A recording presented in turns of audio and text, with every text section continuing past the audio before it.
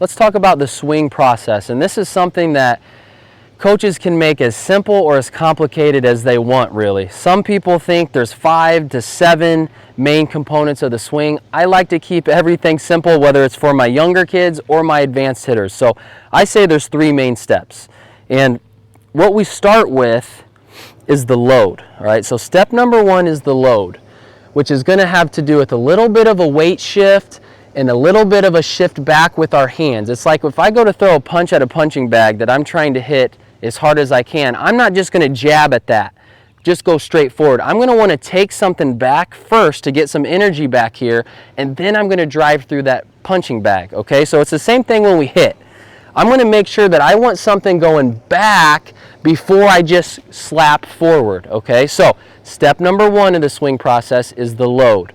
So I'm gonna load, and as soon as I load my hands, step number 2 is the stride. All right, so when we're talking about the stride, we don't want too big to where we're coming out on the front side. We don't want the stride to go out too much towards third or across our body towards first. All right, when we talk about the stride, let's talk about simplicity. We want this thing as simple as possible. Some guys take a big one. It's okay to take a big step as long as you're staying back with it.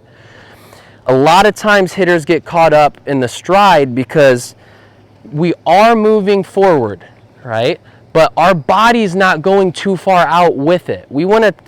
I always tell my players to think about it like you're on a lake and you're on the shore and you're stepping onto a frozen lake where the ice is only this thick. It's only a little thick. So when you step out on that frozen lake, if I put too much pressure, I'm going in. I'm going to crack that ice and be cold and wet. Now, if I just go a little bit and keep most of my weight in the middle of my body or a little bit back, I'm going to be all right on that thin ice. So step number 1 we talked about is the load. Step number 2, we got the stride. So the last one I like to say is the drive. And I'm talking about driving my knee and my hands. All right, you hear a lot of people say squish the bug or turn, and that's great for the younger guys. The 6 and 7-year-olds that are just learning the game, we want them to try to turn so they can feel that they're using their lower half. Once they get to 11, 12, 13 years old, we don't want to use the term turn. I'd rather us use the term drive. We want to get this back knee driving into our front side. All right, so when we squish the bug, we just rotate. That's not really driving with the knee. My knee is just staying where it is.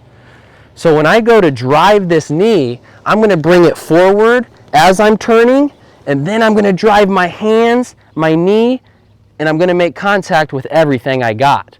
So here's the 3 steps. We're going to load, we're going to stride, and we're going to drive. If we can do those 3 things, we got a good chance of success.